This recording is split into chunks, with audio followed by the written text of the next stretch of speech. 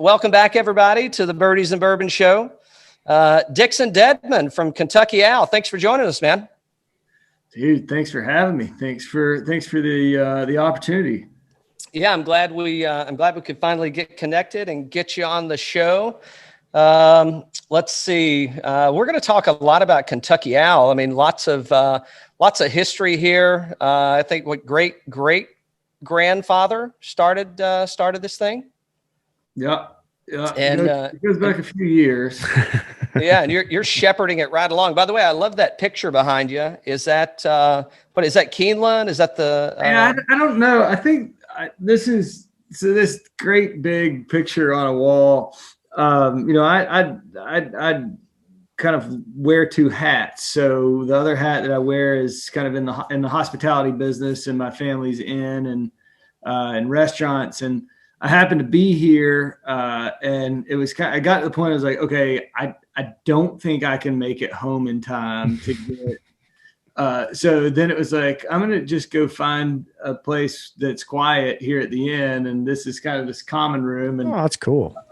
So I'm lounging on a couch in front of, the horses racing, and it's all good. Yeah. So for those of you that are just listening, you be sure to go and check out our YouTube channel. We'll let you know when we upload this, and you'll be able to see Dixon in the lounge. It's in the horse racing room, the betting room, I guess we could call it, eh? Yeah, there's been a lot of things that have gone down in this room, that's for sure. Some betting, some horse racing, all of that kind of good stuff. Nice. It is funny. I mean, I think about this room, like some of the best and most absurd whiskeys I've ever tasted were in this room. Oh, wow. We have a lot of these, a lot of bourbon groups, a lot of bourbon, societies or, groups coming to pick barrels or whatever, they stay at the end. But this is kind of this little room. It's off to the side, couches, big leather chairs and all this kind of stuff. And, but this is typically where like the late night stuff goes down. You know what I mean? Like so we're going to get some stories out of this room then. This room.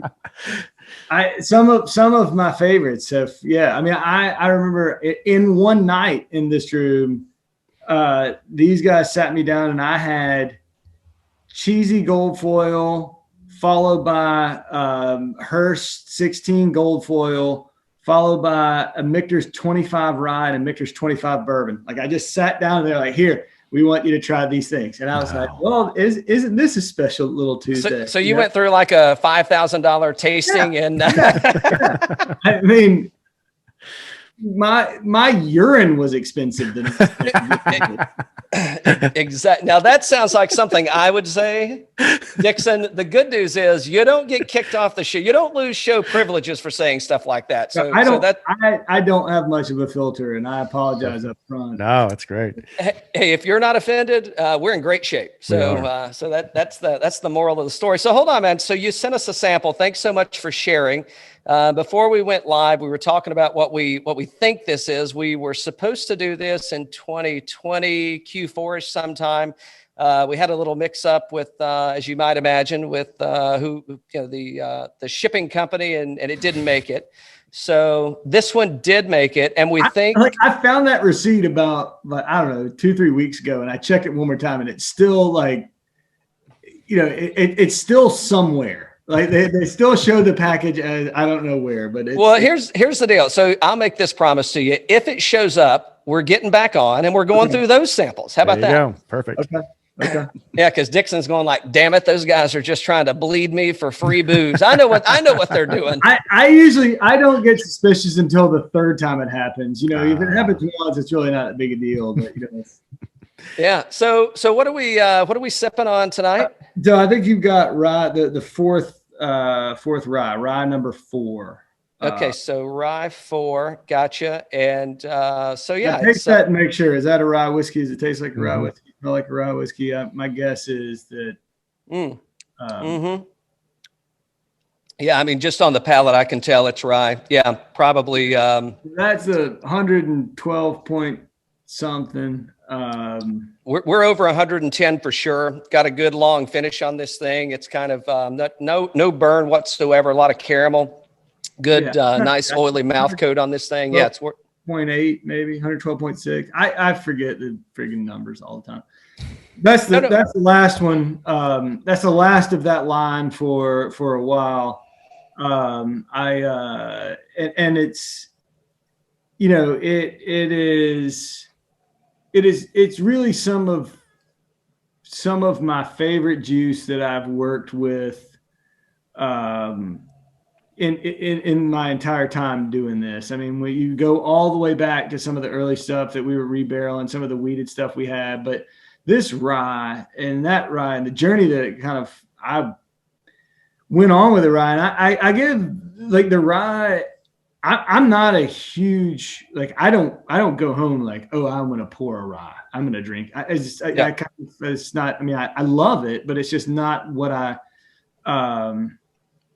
but that stuff has been as fun. I mean, I have loved that little journey through the rye, and there are great stories about, you know, I almost got myself fired one time over the rye, and you know, I've had a few things thrown at me in board meetings over the rye. But it's just been this incredible. That juice has been so good to me. I have had so much fun with it. It's been pretty amazing. So let me back up for us a little bit here. So when did you? What were you doing? So you were in the hospitality business, if that's fair, prior to bringing this brand back, right? And was the brand always in the family? Was that a family heirloom that was always there and you had it and available to do, or like what's the? I guess available. You know, the brand, the very brief Cliff Notes version of the brand is, you know, my great grandfather was 6 years old when both his parents passed away, and he was adopted by his uncle. It was aunt and her husband, and her husband, his name was William McBrayer, and he happened to be a judge in Anderson County. So Anderson County, Kentucky is just north of where I am right now. Anderson County is where Four Roses Distillery is where the Wild Turkey Distillery is. And it's the county south of Franklin County where like Buffalo Trace is and things like that. So, but he, at that time, you know, he owned 3 distilleries in addition to being the county judge, and adopted my great grandfather. My great grandfather was married in 1876, and as a wedding present, Judge McBrayer gave him the land and the funds to build his own distillery. And he built it in Mercer County, the county that he was originally from. And he built the C.M. Dedman distillery, and his flagship product was Kentucky Owl. And he made Kentucky Owl from about 1879 until 1916, 1917, something like that.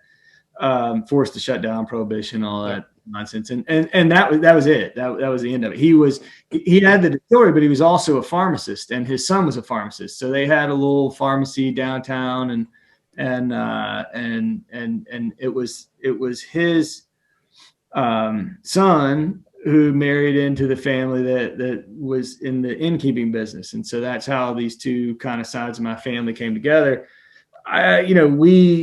My family still owns the land where the distillery was. It's down a 1-lane road that takes about 20 minutes to get down, and you know, you fall off the cliff and die. You know, I mean, it's not an easy drive. It's not like a nice place to go and build a new distillery or something like that. But we grew up, you know, fishing and hunting and shooting stuff and shooting whiskey down there and all that kind of good stuff. You know, and with always like the stories, like, yeah, our family had this bourbon history, this bourbon heritage, whatever.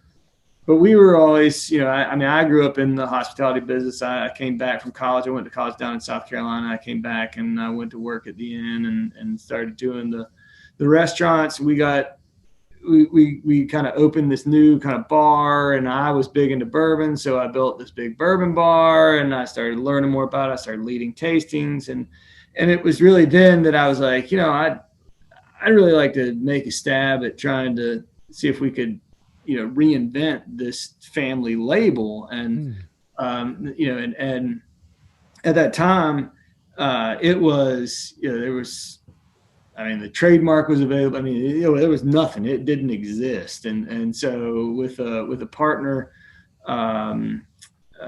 from California that I knew through innkeeping, who was just like this kind of crazy but freaking brilliant and super amazing guy that is just, he has this kind of Midas touch. Like, we kind of hatched this plan over way too much to drink, and followed it. And I don't know. It honestly, it's kind of surreal looking back on the way it's all happened.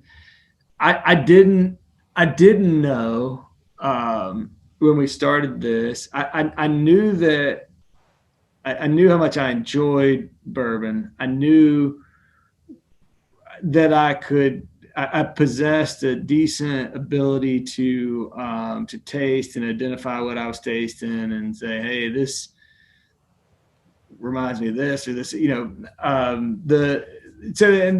journey kind of learning about blending and how I approach blending and how I approach tasting and how I build things. And that's been another kind of crazy part of all of this. But I don't know. It's another one of those things, like, I think some things in life you start and you say, I want, the steps are A, B, C, and then we get here. And then sometimes in life, it's like the steps are A, H, J, and then I have no idea where, like it was that kind of, it's crazy fun ride, Sometimes you get to D and it's like, holy shit, I got to get back to A to figure out what we're doing over here. Right? Yeah. What happened to B and C? I don't remember. The whiskey took them away from me. I don't know. But the betting room, I'm blaming it on the betting room from this point forward. I wouldn't discount the impact that the betting room has had on all of this. I think so there's plenty of blame to go around, but yeah. So you get fired up, 5-6 years ago, 2014, 2015? We released the first thing in 2014. We released Batch 1 in 2014. I think I knew that something was happening in about 2012. I knew, that was kind of when I knew that I had liquid in barrel that didn't suck, and that I was kind of able to do my own thing to make it what I wanted it to be. So that's when I started getting, excited, and then it's kind of hard to temper that excitement because, people are like, okay, dude, we get it. You got a bourbon coming. Shut up. But it was 14 was when we released the first the Batch 1, and I've told this story, and stop me if this is not a story you want to hear, but I immediately regretted the hell out of it. I was like, what have I done? We released a very small volume at that time at just this absurd price point, and it was not a price point we were doing to make money. It was a price point because the liquid and our method and the fact we had that's what it cost, right? Yeah, it necessitated that price point. But immediately just got crushed. Crushed. I was so into the bourbon Facebook forums, and so much different than they are now. But then it was like people were You mean like, who the hell does this guy think he is? How does he think he can charge this much for this limited amount of, and I can keep going, right? But yeah.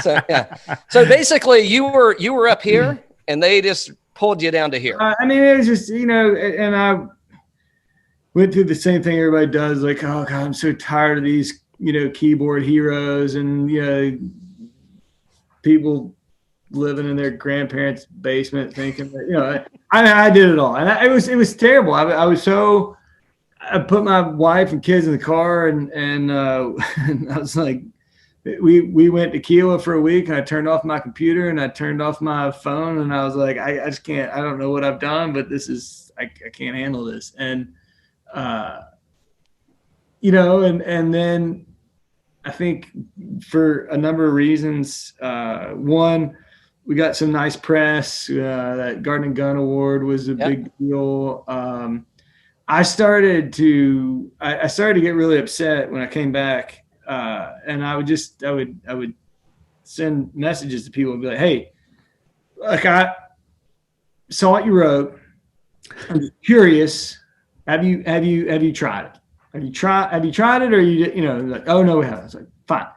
If you don't mind, just send me your address. And I started sending out like 2-ounce samples left and right. I mean, I was sending them all, and all of a sudden you're getting feedback like, hey, maybe I was a little quick to crush you guys. This is actually pretty solid stuff. And, and it did a 180. It was about 3 months before it happened. But as people started to open the bottles and taste it and share it and, whatever. And all of a sudden it was like, oh, okay. I mean, it was, there initially I was like, what the, You can say fuck if you want. We don't care. I didn't read the rules. I'm sure you provided me. There are no rules. It's like it's like drink as much as possible, and let's see who kicks who off first. So it's always funny. Like I'll be like, and I was like, what the fuck? And somebody was like, it's okay, Dixon. We can edit that out. We can edit that out. And I'm like, got it. Okay, so fuck is not okay. Understood. Right. So basically what you just smacked my hand and you told me not to do this because you're making the editor's job hard. Yeah. So the one thing we don't like to do on here is edit. The only time that we edit is when we get towards the end of the show. If I've been taking big sips and I can't make sentences, and it's not like complete sentences. Now there's oftentimes I don't make a sentence at all, but it never was intended to be a complete sentence. So there's no recourse on that because there was no intent. It's like, are you lost? And I'm like, hell no, I didn't know where I was going. So you sound like my favorite kind of lawyer, the way you explain that. Just keep talking in circles. Eventually they'll get drunk or they won't care. Either way, we're going to wind up in a good spot. But I mean, kind of the way you're explaining that and it's and transparency, right? I mean, so you're releasing a source whiskey and you got an awesome friggin' label. It's got a lot of history that's your history. And then, I don't coin a wine term, and I guess it's not really a wine term, it's not the same, but it's kind of that bottle shock. You walk in, you're like, holy shit, what's that bottle on the shelf? I want it. And then it's like, oh yeah, you can have it, and it's $200. It's like, oh shit. Yeah, I mean, it was kind of funny because like we did it, and I mean, seriously, from the entire time that Mark and I owned it, we spent $0 on marketing. Like we did everything through Facebook and it was just like we built buzz and all that stuff. And it was just kind of funny, but the first the first 1,100 batch one we did, and it went out and it sold. And then I'm not sure that a lot of people it's kind of like, what are we mad at? Like, are you mad because you didn't get one? Or are you mad because it sold? So, and then it was good. And then those same people are like, so then I was like, I got a real problem on my hands now, because if batch 2 sucks, I'll never sell batch 3. Like batch 1 was like, if it didn't sell, it's great. I'll take it all home. I got like really good booze to pour at my kid's wedding one day, right? Christmas gifts. I mean, you can just line it. Yeah, whatever. Yeah. Batch one sold, and then I was like, man, now, if I screw up batch two, this is, what could have been kind of cool is ain't happening. So we did batch two, and batch two, I think for a lot of people that have had all of them, it's kind of like, one of everybody. I mean, one of the favorites, and it was a really, and that's the one. Everybody's like, "What's your favorite?" It was like, I don't know that I have a favorite, but like I feel like there was more of me invested in that one than any of the other ones because I was so cognizant of the fact that like I can't fuck this up. Yeah. Make something good, dumbass. And so, two was good, and we did these. And two went well. And then I got a call in about, I don't know, probably October of that year, it's 2015, from our distributor. And they're like, hey, look, everything is down this year. Our Van Winkle allocation's down, the birthday bourbon allocation's down, limited edition small batch from Four Roses is down, the antique collection's down. Is there anything that you've got? Can you do anything like kind of cool that would help us like hook up our people? And I was like, well, yeah, I can do a lot of cool shit. But it's like you're speaking my language now, man. Yeah. But so that was when I went through about, I don't know, 24, maybe closer to 30. We had it was 2-year-old weeded distillate that we dumped and rebarreled, and it was, I don't know, at that point it was like 8+ years, some 7, 8 years, I don't know what, but these were like super, like the color of cola, super sweet, super rich, big, thick, double barrel weeded. And so I did them as single barrel. So I did batch 3, 4, and 5 as single barrels. And those things just went nuts. I mean, by that point, this is you've now become that. Oh, I can't find it, and I'll pay more than $200 for it on the show. That was really where we were too. We were still Kentucky only, but that was when I started. Not only did I start seeing it move on the boards, like move, but I was starting to get tagged in. I get tagged in somebody's Facebook post that they were at a bar in San Francisco drinking batch 2 of Kentucky Owl. So the bar owners, and markets were coming in, buying it and taking it home and putting it on their bar. So that's when I was like, oh shit, like this isn't my second grade teacher buying this bottle of whiskey. Cause this is like kind of a bigger thing. Mm-hmm. Yeah. So we're what, 3 or 4 years into this thing, and it's got like it's kind of back to that whole step A, step B, step C, and you're kind of bouncing through these processes like, oh shit, you've thrown another curveball at me. So it's just like curveball after curveball that you're walking into, which again, as we sit here today, I mean, it isn't a bad thing for you. Actually, it's a really great thing for you, and kind of where you wound up. But so how was that? Circumventing through those. Those waves and hiccups that came at you. I mean, what's, where do you progress from that? I mean, how, and it's kind of moving through the motions, right? Yeah. I mean, I think I think two things were really good for me and probably will always be good for me. And that's that, I whether, it was after my deal with Stoli or before or during all this, I stayed, I was full-time at the inn. I was full-time in my, I'm a full-time dishwasher. I'm a full-time best boy. I'm probably one of the finest plunger of toilets. Look at you. I got other skills outside of whiskey, but and so it's kind of one of those things where this whole thing was going on and I didn't know where it was going, or how it was going to develop. But I also, it's just always real important to me to just kind of like stay home, stay grounded, not get too big for, it's not, just keep plugging along and just make the best whiskey I can make. I mean, just put the best stuff together I could put together. That was the great thing about what Mark and I were doing when we were doing it together is we let the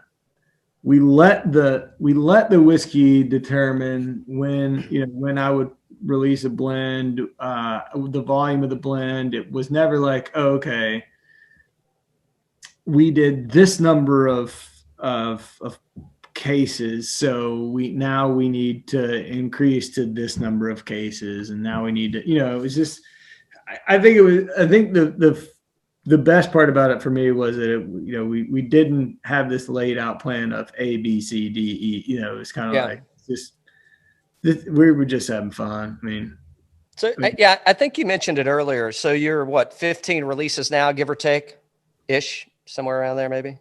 Yeah, I mean, if you put it all together, right? I mean, I did the 10th bourbon, and then 4 rye, and then the confiscated stuff, and a couple of that dry state thing, and yeah. So you went from 1, it was good, and and better than what people realized. You got it in people's hands, and then 2 didn't suck, obviously, and you've kind of progressed through. And I could go and try and figure out which ones I've had and haven't, but I've had several. But I guess so when you're looking at now you're going to make the other 10th version or the other 10th expression. Are you still, because I'd say everything's kind of a core product, right? I mean, it's, you're kind of staying within a wheelhouse of kind of what I don't know. I mean, from a taste perspective, I would say that like 9 and 10 taste pretty similar, but they don't taste anything like 8. The ryes are a little closer in profile because it's the same distillate. I'm not mingling distillates, but I think 9 had 5 different distillates in it. I think 10 had 7 different distillates in it.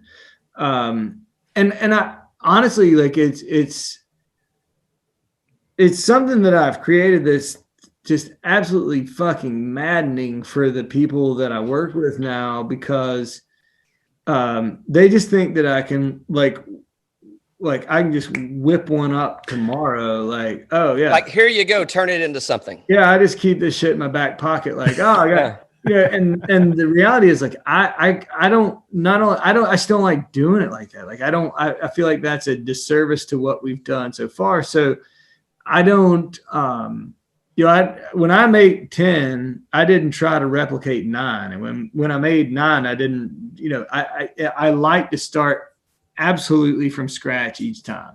And so I pull all new samples, 200, 300 samples, and really kind of evaluate where each lot is and where each thing is going. And I build a base, and then I kind of add to this base to see what, and sometimes it gets off on one and it's too far and I have to start over again or whatever. But I really, I start from scratch each time. And, I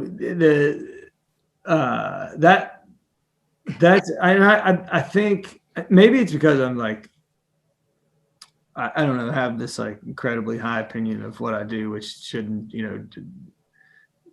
doesn't make sense to anybody else. And it probably shouldn't. They're like, no, Dixon, you're just a drunk, but whatever. But hey, there's a difference of being a drunk and a functioning alcoholic. Oh, yeah. I'll stand by that all day long.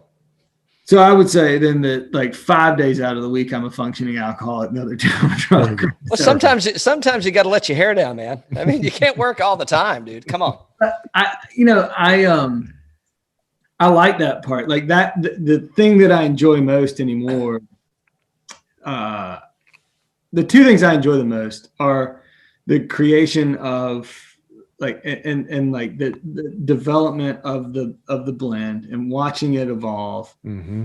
And then the people and the people I've got, been able to spend time with. And, that's the problem now, is like, it's kind of turned into this thing. It's like, hey, throw it, and it's like, no. This is not we're not throwing together a pan of lasagna here. We are, this is something.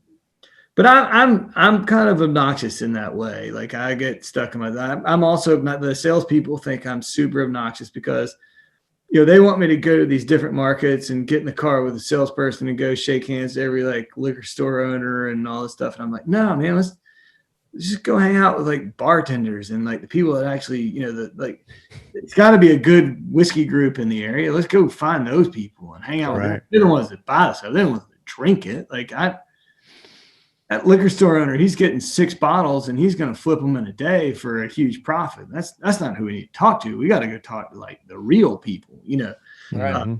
So I guess maybe a lot of the ways I do things are a little bit counterintuitive to the accepted practices, but I don't know. Yeah. I mean, if you want to be unorthodox about it, I mean, it's your shit to be unorthodox about. So there's nothing that says you can't. And I mean, and clearly it's, I'm not saying that you've created a model or a roadmap that works for everyone. You did create a model that works for you. Or Kentucky Owl, both ways. I mean, shit, you could go and make something else right now, and I'm sure you got folks lining up at the door to get a hold of it. But I guess what I wanted to maybe ask you is, so when you blended the first batch, and then and not limited to the first batch, but as we're now working through, mid to high teens. Last batch that you just did, and I'm sure you've got other batches that you're working on right now. So what are some of your, and I'm just trying to put in context of like, what's your flavor profile? I mean, if you're drinking something and maybe for folks that haven't had Kentucky Owl, what are you drinking outside of that might put people into perspective? And I know you're not trying to match it up to, oh, well, shit, I like this, this finished barrel, whatever brand. And you can talk about brands all you want. We don't mention them until you do. And we, not to muddy any waters, but what's some, what's your favorite to eat? Desserts, maybe drinks outside of alcohol, that kind of leads you down the wizardry behind Dixon Dedman. Well, I grew up, kind of in this. So I grew up cooking in a commercial kitchen when I was, in my mid-teens, and spent a lot of time in the kitchen. Spent many summers kind of running our kitchen. So, it's kind of like you make the same gravy every night, but then you got to taste that gravy and you got to say, okay, this gravy needs a little more salt. This gravy needs a little more pepper. This needs so I think that it was an informal culinary training. I didn't go to culinary school. I went to I have an English and sociology degree with a major in bullshit and drinking. And translates well to hospitality and drinking. That's true. The proud folks at Wofford College are really proud of me. But a good friend of mine, he's I shouldn't say good friend, but a friend of mine, he's actually the president of Wofford. I think, what's that? Naif Samhat? No, his name is Scott. I don't know if I can say his last name, but anyway, and maybe he's not but I thought he was the dean over the college, and maybe he's not now, but like 8 years ago he was. Anyway, I've digressed. I'm sure he chased me off campus more than once, which is neither here nor there. But I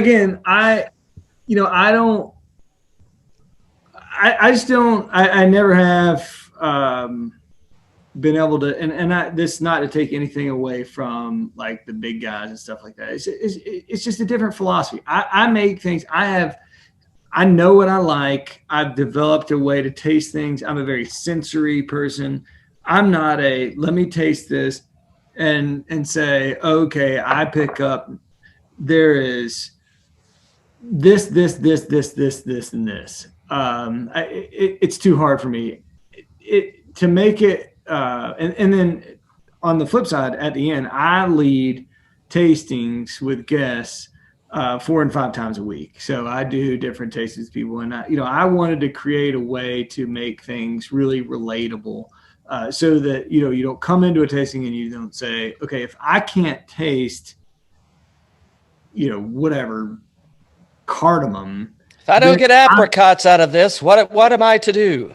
Exactly. So what that just never registered with me. I'm a sensory guy.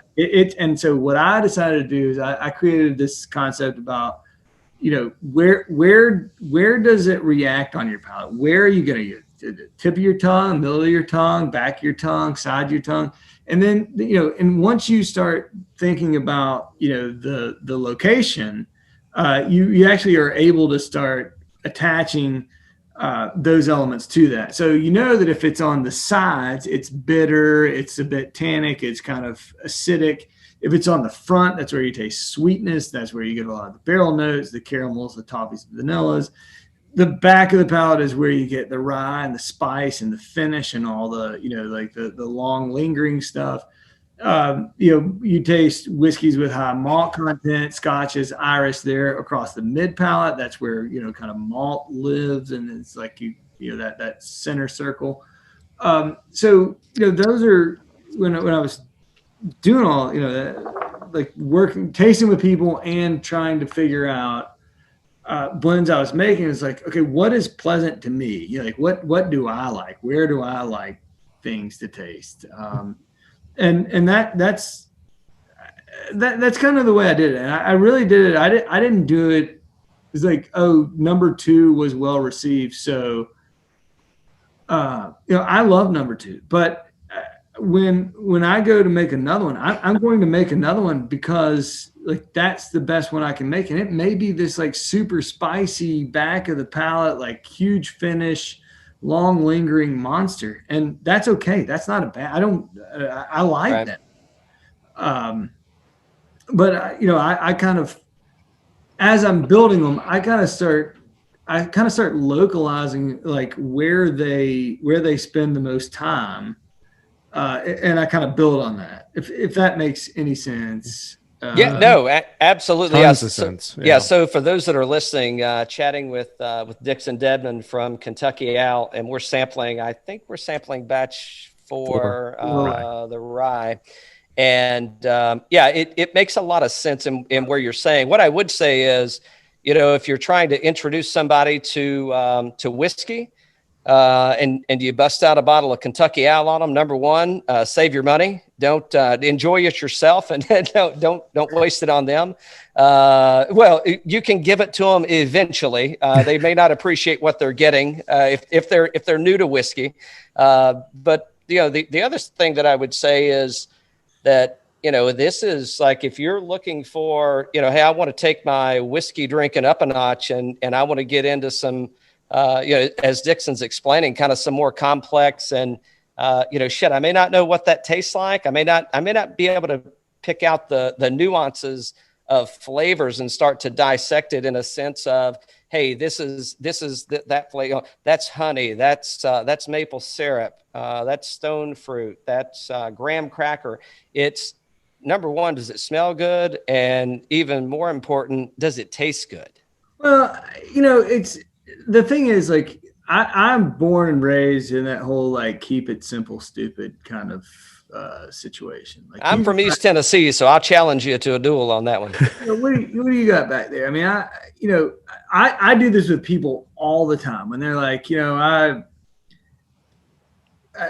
talk about what makes one different from the other. So what do I have on the wall behind me? I mean, I've got some of the staples. I've got Pappy's, and I've got all the Wellers, and it's my favorite thing in the world when somebody, I mean, they're like, I know everything there is to know about this. It's fine. I'm going to give you 2 glasses. I'm going to give you, for example, in the first glass, I'll give you just Woodford Reserve, right? Here's a little taste of Woodford Reserve. Mm-hmm. And then in the second glass, I'm going to put a little Maker's 46. It's never failed me. It's never failed me. But I bet you the farm, you taste that Woodford Reserve, and if you think about it, it's going to start at the middle of your palate, and it's going to go back. It's going to skip the entire front because it's the rye that drives the profile of that. And so it's all mid and back. Taste that 46. That 46 is all barrel centric. It's all notes from the barrel. There's no rye to give it spice on the back. So it's going to be from the tip of your tongue to the mid palate. And there will be nothing beyond the mid palate. And people say, oh my gosh, I have never thought of that before. It's like, well, that's the difference.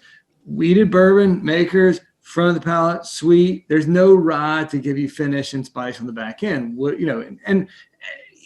So if you would have said rye, if you would have said what rye do you have and what wheated do you have, I could have pulled two off. You actually named. I don't have any Maker's 46. I for some reason, I don't know why I'm not. You do a Weller and whatever else. You got a Weller turkey. No, I could do a. He wants to play along. I can do a Maker's Mark, but it's the stave thing. Is that fine? Stave. All right, so I can do the Maker's Mark, and then what do you want me to do? A turkey or something, or what do you want? Yeah, do so. Do you have a turkey or a bullet or? Something? I got rare breed rye. No, do a bourbon though. Do you have a bourbon? A heavy rye. Yeah. I got rare breed barrel proof. Yeah. Do it side by side. This is going to be fun.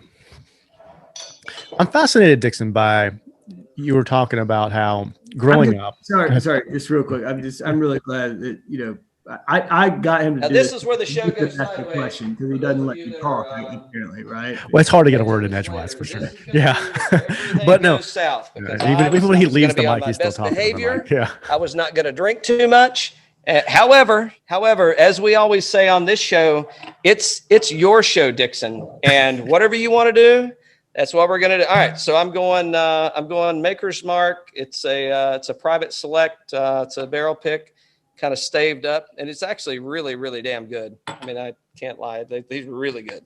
All right, you pour up. Hang on, we got a question from the audience. Hold on. Well, I would have a question. I was just saying it was fascinating by, your upbringing in the culinary and how being in a commercial kitchen, how that developed your palate. I love that story because it developed your palate into like the sensories and we've had a lot of people on this pod that, we're talking about tastings and all, and the way you describe it in terms of the sweetness and it's gonna hit your tongue here. And we haven't had that discussion on the show yet, which is fascinating. I'm looking forward to this.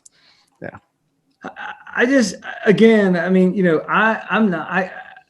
my thing, this wasn't developed in a lab. This wasn't, right. It's not like, I wasn't given this like essence of something and then said, okay, now taste this and not, and figure that, is this, I mean, I'm self-taught and maybe that's a good thing. And maybe that's a bad thing. When did you start cooking in the kitchen? What age at their family's place? Probably, I don't know, 11, 12, something. It's like Tiger Woods hit the golf ball that age. Child labor laws. I'm going to get the attorney back out. It's like little Rory out there. My parents owned the place. I didn't, there's no.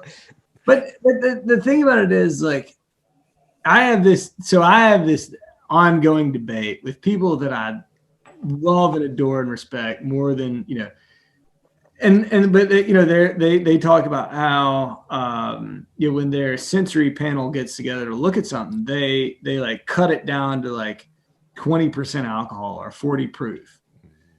And that's how they evaluate things. That sounds horrible to me.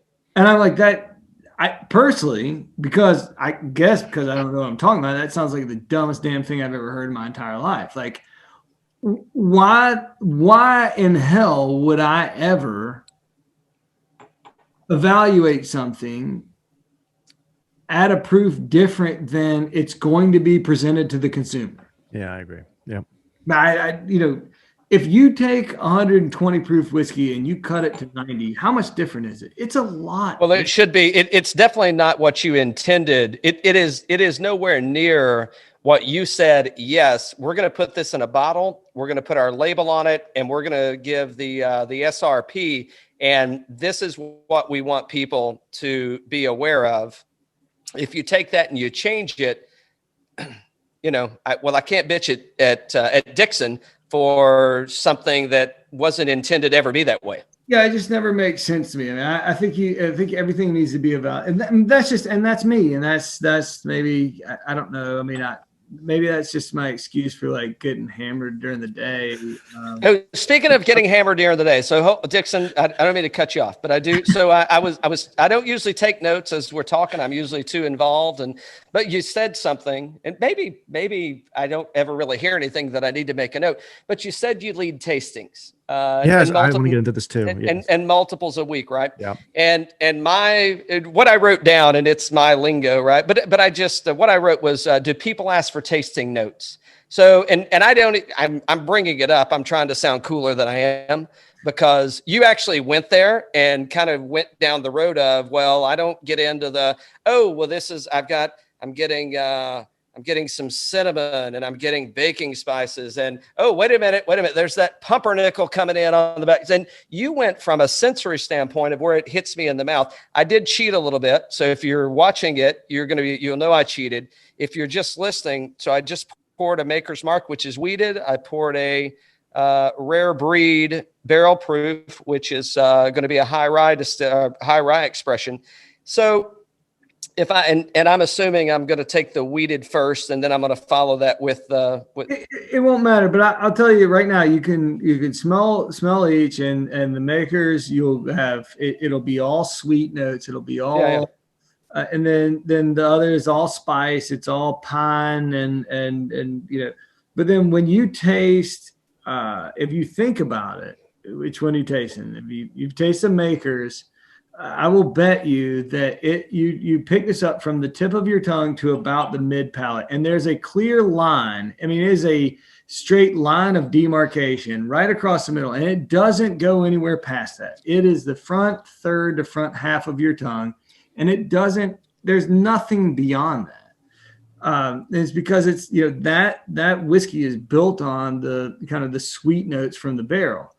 And sometimes, you have to have the contrast. Like now, if you pick up that turkey, and that turkey is built on the small amount of rye and that mash. Damn, that smells good. Yeah. But I'll guarantee you that starts at that same midline and goes backwards. So it will skip the front third to front half. You don't pick that up until halfway back, and then it's all finished on the back. I've got, yeah.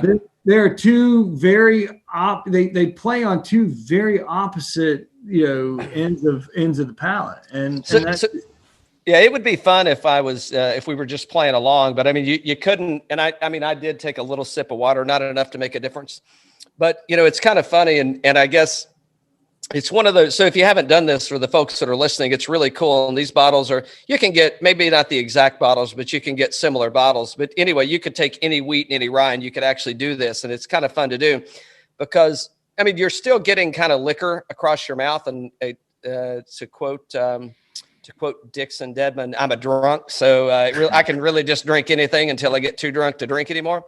But if you really focus on what you're tasting, and to the point to where you are, Dixon, to where you're trying to put stuff together, and it's like, hey, it doesn't just have to be me and my buddies or whatever. It's like people have to buy this and want to like it, and then they want to buy more.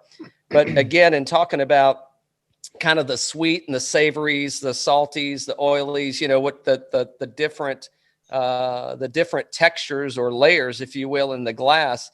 Yeah, and I could actually still taste or feel a little tingle on my tongue from that weeded. And to your point of when the heavy, the heavier rye hit, it just ran right past, the first part of my mouth and kind of into the back of my mouth and coated. And so now it's like, I'm envisioning it. It doesn't taste like this at all, but it's like, I want chocolate and I want vanilla, and it's like, we'll just do the swirl. My mouth is now kind of like that swirl of, it's not really in the swirl, but it's like a Neapolitan, right? I've got wheat on the front, I've got rye on the back, and drinking them out of two different glasses. They're really kind of, and oddly, the good thing is they're two really, really good pours of liquor or whiskey. So, nothing is off-putting. They're actually complementing each other, and what one didn't get, the other one is getting. It's a bourbon relay race. Yeah, well, so this is a forgive me, but like when if we go all the way back to your original question, whether it was 15 minutes ago or something like that, like the thing that I'm trying to do, that I try to do anyway, is find balance in these blends. And so that, and I'm a high proof, I'm a 110 plus, I'm a big Four Roses, the private selection single barrels guy. I'm a big Russell's Reserve guy. I like big stuff. But oftentimes when you taste them, you're like, they're a little bit overpowered. Like they just hit you really hard. And like what I'm always trying to build is like this nice little bit of balance where you can say there are elements to what you're tasting. There is complexity to what you're tasting here, and nothing overpowers the other. It's not, and so that's really kind of the challenge that I put on myself each time that I start blending. Is like, let's try to make something that is big and heavy, but has a lot of complexity to it. And I'm so far it's done okay. You think? Nice. You think? Yeah. Well, so I mean, I just followed it up. Instead of water, I went with Kentucky Owl, and kind of polished that off. And I definitely I'm glad I had that. I'm glad I had that weeded to kind of follow this up with, because I definitely, at first I'm like, yeah, it's a rye. Yeah, like 99%. After having that weeded, this is batch 4 rye. But I mean, this is damn good, man. I mean, yeah, you're putting together some stuff over there, and what's the really cool part is, and especially being able to talk and share some time with you and get the story, straight from the can I say the drunkard's mouth? I don't know if that's too forward. Okay. Yeah. Straight from the drunkard's mouth. I mean, it's like, and it is not happenstance. You're not shooting from the hip. I mean, you've got a rhythm to the process of what you do. And clearly it's fucking working. The price hasn't gone down whatsoever, which, hey, albeit and rightfully so. And there shouldn't. I mean, we were releasing small batches, and here's what you get. The good news is you can get it. I mean, pretty much every liquor store I walk into Atlanta, I can find it on the shelf. So not on I mean, it's behind a glass and there's a few bottles. It ain't like it's stacked. I make the blends. I'm the blender. I'm not the pricer. You know what I mean? So just, very cool. But again, I think it's cliche. It's quality, not quantity. And I don't know, I mean, who knows where you wind up down the road. And if you're, mass producing stuff, I mean, that puts it in a whole different realm. But I mean, when you're still this is like small batch to the distillery, right? I mean, the brand is small batch. It's not like, oh, hey, we have a small batch brand. I mean, it's the brand in its entirety is small batch. So, I mean, that's the other thing that people have to understand. And you led off with this in our conversation. And when we started chatting is that, hey, I mean, it's like, the input is reflective of the output, and, that's kind of what you get. So, let's see. Well, hold on. Do you want to plug any? I want to talk about some different stuff. And I know you probably got to go. So I can't keep you we can't keep you too long, but I've got some more stuff kind of off topic of bourbon, but it's still bourbon related. I'm going to be drinking. I've got now other things I got to drink while we're going on. So, we got a couple more minutes. Yeah. And is there anything else about Kentucky Owl you want to plug? We can do it at the end, but. No, I think we got it. We got it. You plugged the owl. The owl is the wise old owl has been plugged. I think we've plugged the hell out of it. Yeah. All right. So Kentucky. Kentucky Owl Park. My first question is it going to be 9 holes or 18 holes? Your guess is as good as mine.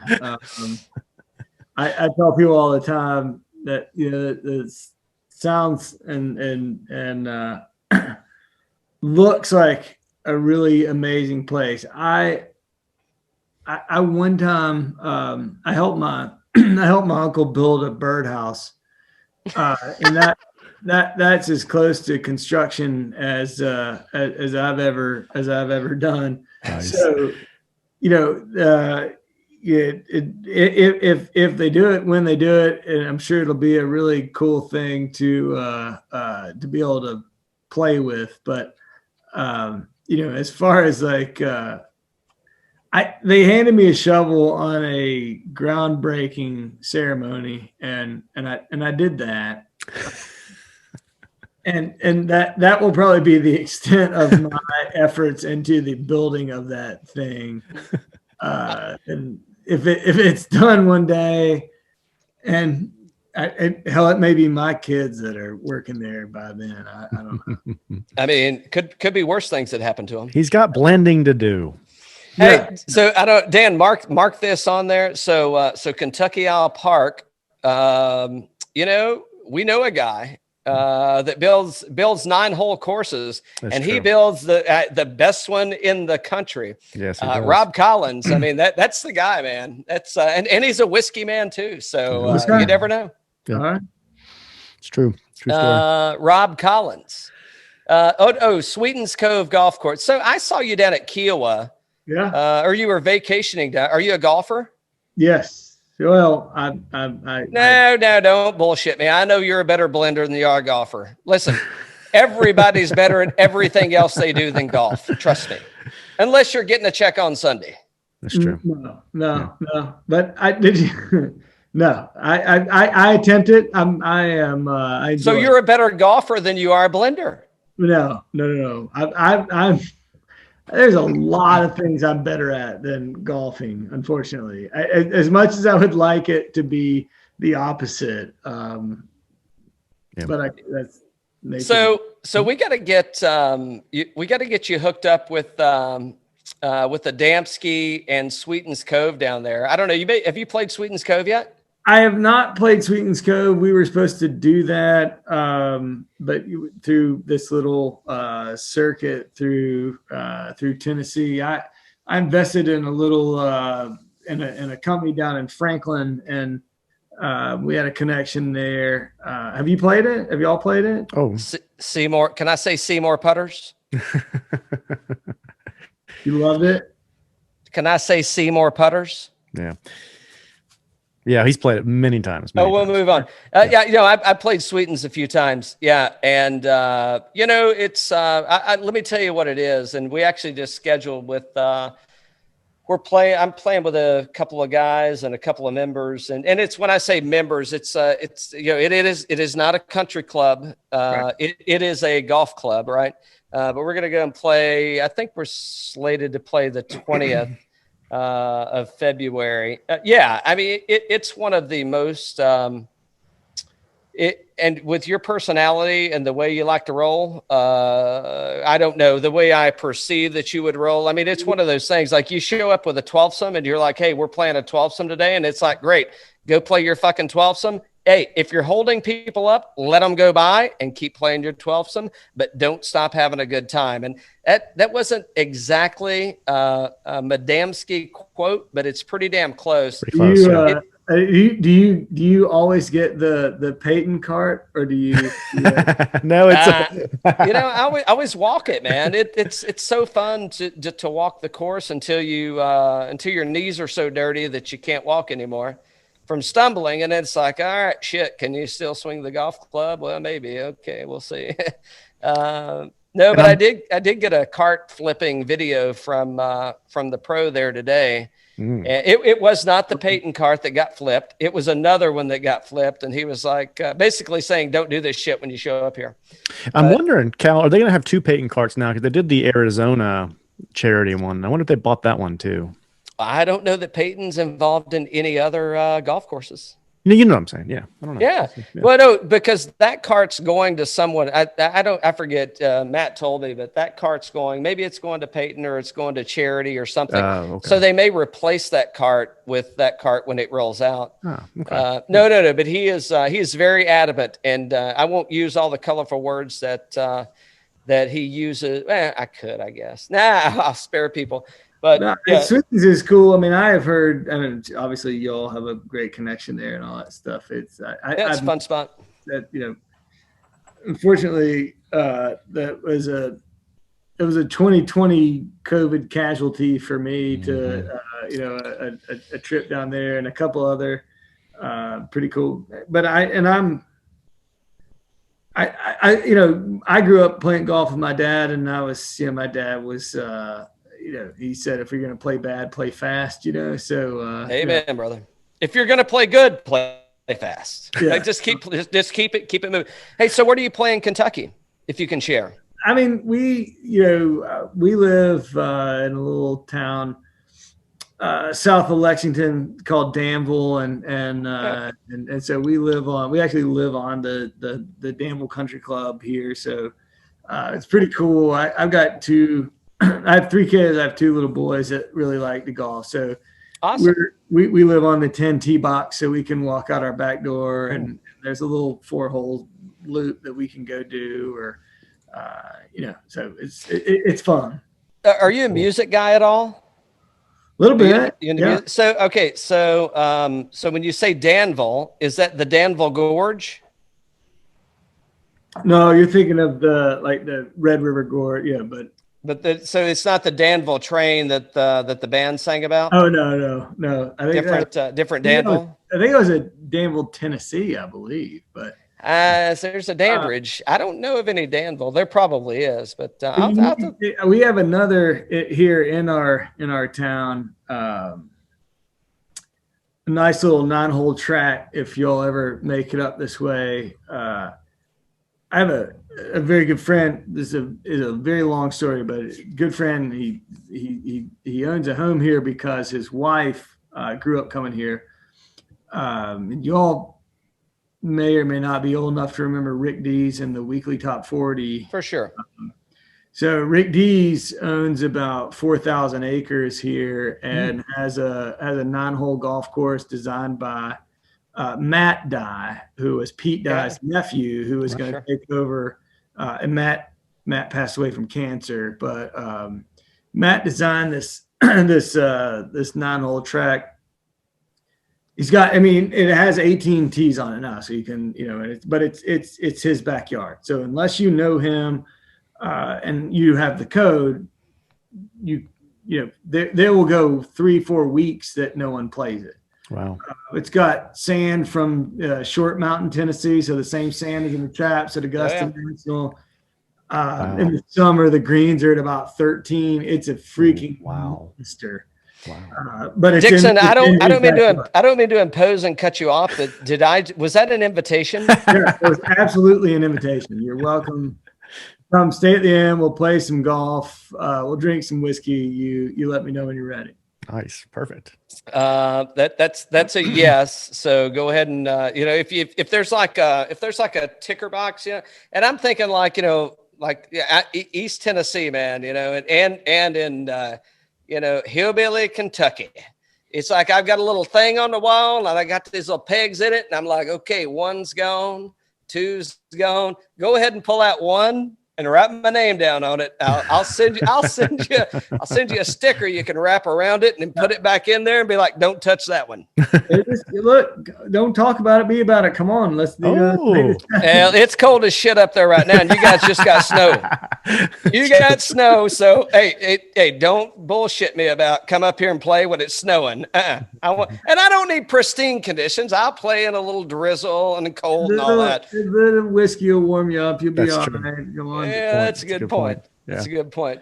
Holy shit, Dixon. This has been, I don't know if you had a good time, but by God, I did. I did too. No, thank you. I'm sorry it took us so long to get this together. And a lot of that was my fault. A lot of that was to blame on the United States Postal Service. Hey, Dixon, just blame Dan. That's what I do. Oh, that's true. I do. I'm the scapegoat for all of that stuff. And Yeah. then in turn, Dan turns around and blames me. Yeah, it's true. I feel bad for Dan. Apparently, the bar is about to open behind him. There, he's got to get to work. That's right. That's right. That's right. Oh shit! Where can they find you, Dixon? I am I am either Dixon_Dedman on Instagram or at the Old Owl on Instagram. The inn, the betting room, as you so eloquently referred to it, is the Beaumont Inn, beaumontinn.com. And yeah, in Kentucky Owl. So. Awesome. Yeah, awesome, buddy. Hey, and I'm putting money on the betting room that I'm going to see the betting room in 2021. If you want to, if anybody that's listening, if you want to put some money on that, you better hedge on something else, because my ass will be sitting in that room in front of those racehorses, sipping on some damn good whiskey. We'll drink some good whiskey in the betting room. We'll make that happen this year for sure. All right. For sure. There you go. Cheers. Hey, y'all. It's a pleasure, man. Thank you. I really Dixon. appreciate it. Awesome, buddy. Cheers, man. Cheers, guys. Have a great night. Thanks so much.